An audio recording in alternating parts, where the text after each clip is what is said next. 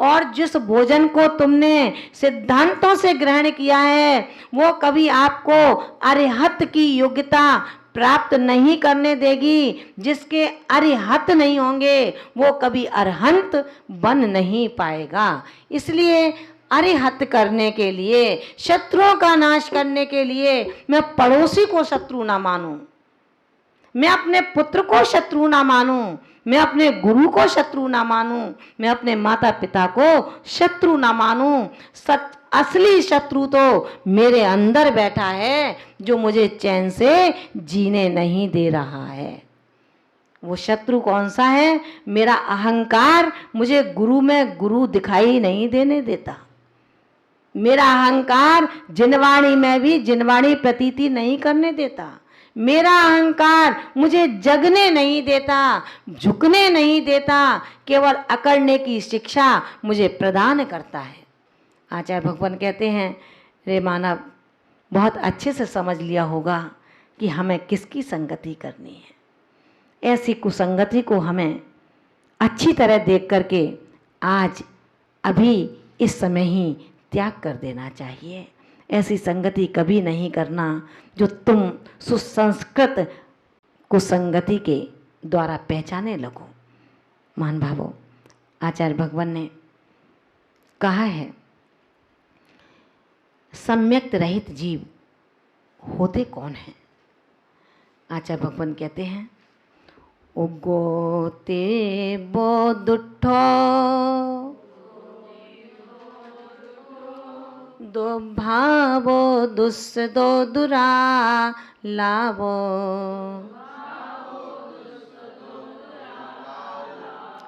दुम मदिरदो विरुद्धो सो जीवो सम्म ओम मुक्को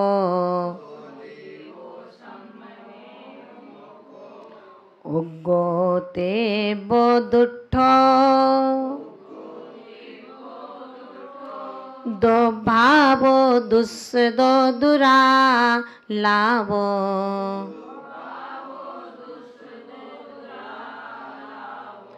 दुम मदिरदो विरुद्धो सो जीवो सम्म ओम मुक्को। आचार्य भगवान कहते हैं, जो जीव उग्गो माने उग्र है, तिब्बो माने तीव्र, दुष्टो माने दुष्ट। जो जीव उग्र, तीव्र, दुष्ट, दुर्भावो, दुर्भावना से युक्त है। दुस्सुदो, जो सुदो माने श्रवण करना, सुदो माने शास्त्र, जो मिथ्या शास्त्रों को श्रवण करने वाला है। दुरालाभो, जो दुष्ट आलाप करने वाला है, दुष्ट भाषी है। दुम्मददो, जो मिथ्या अभिमानी है। मदो माने अभिमानी, अहंकारी। कैसा अभिमान है उसका? दुष्ट है, बड़ा हुआ अभिमान है, अभिमान में रत है और विरुद्ध हो, और आत्मधर्म के विरुद्ध है, देव शास्त्र गुरु की आज्ञा के विरुद्ध है। सो जीवो, सो माने वह, जीवो माने जीव, ऐसा वह जीव सम्म उन्मुक्को, सम्यक दर्शन से मुक्त होता है, रहित होता है। क्या समझ में आया? जो जीव उग्र, तीव्र, दुष्ट, दुर्भावनाओं से युक्त, मिथ्या शास्त्रों को सुनने वाला, दुष्ट वचनालाप, दुष्टाभाषी, मिथ्या अभिमानी, अहंकार में रत और आत्मधर्म के विरुद्ध, देवशास्त्र गुरु के जो विरुद्ध है, सो जीवो, वह जीव सम उन्मुक्को, सम्यक दर्शन से रहित है। समझ में आ गया? अब आप विचार करें, कितना तो समझा रहे हैं कुंद कुंद स्वामी, और कितना समझने का। अब साक्षात तीर्थंकर भी उतर आएंगे ना, तो वो पाषाण जैसे श्रोता को समझा नहीं सकते।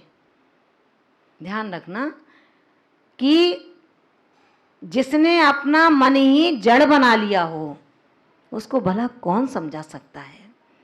आचार्य भगवान कहते हैं जो तेज है, उग्र है, कसायों से भरपूर है, इतनी तीव्र कसाय है जिसका चेहरा बिगड़ जाता हो, आंखों से पानी बहने लगता हो, नाक से पानी बहने लगता हो, मुंह से लार का तत्पर बोल रहा है और थूक रहा है, ऐसा दुष्ट अपलापी, देव शास्त्र गुरु की आज्ञा का उल्लंघन करने वाला।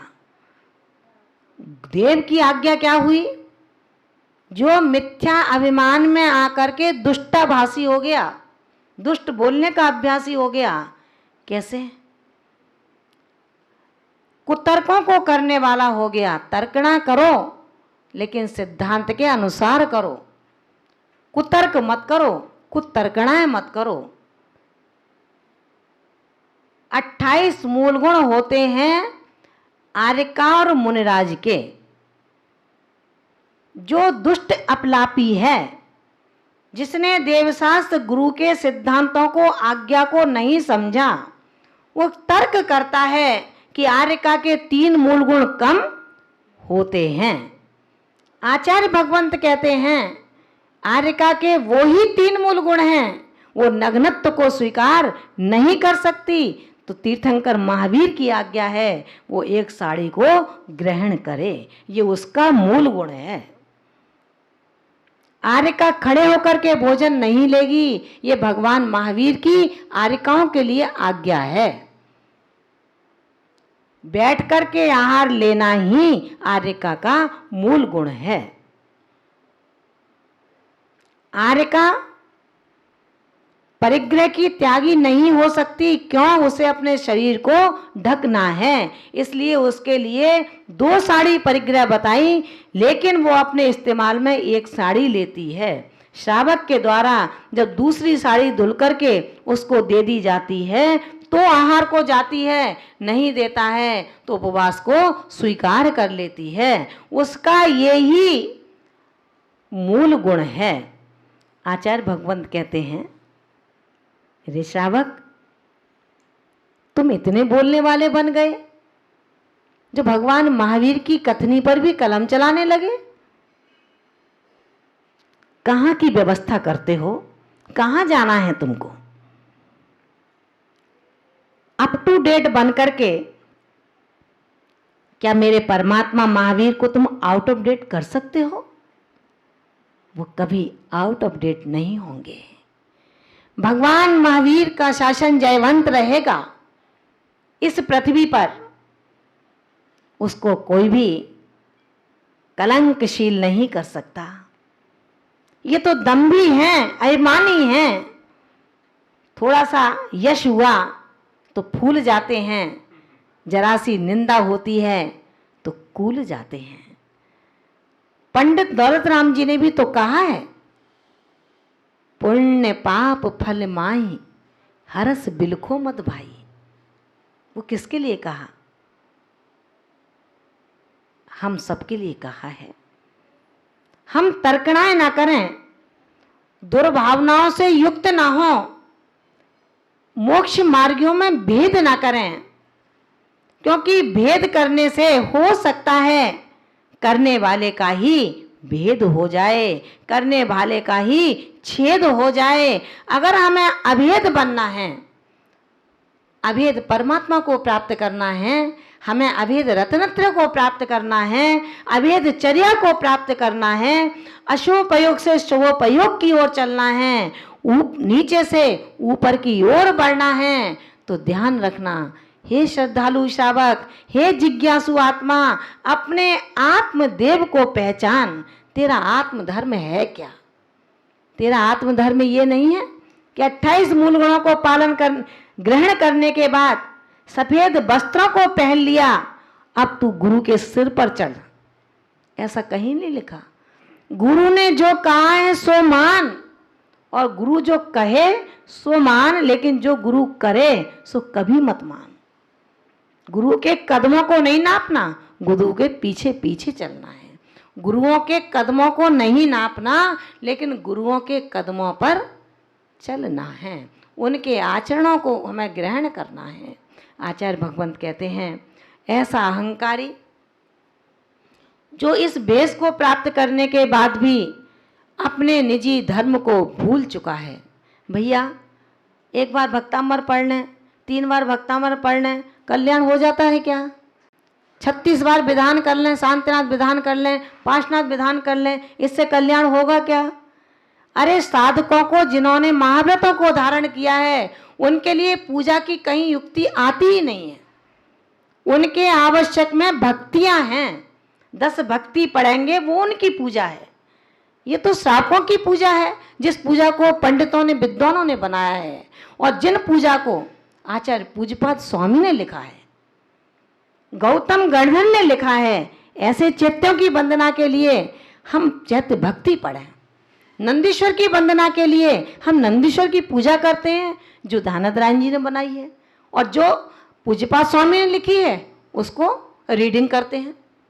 नंदीश्वर भक्ति के अंदर सारे चैत्यालों की वंदना होती है। कैसे हैं वो 52 चैत्यालय, पढ़ो ना उसको, कौन मना करता है।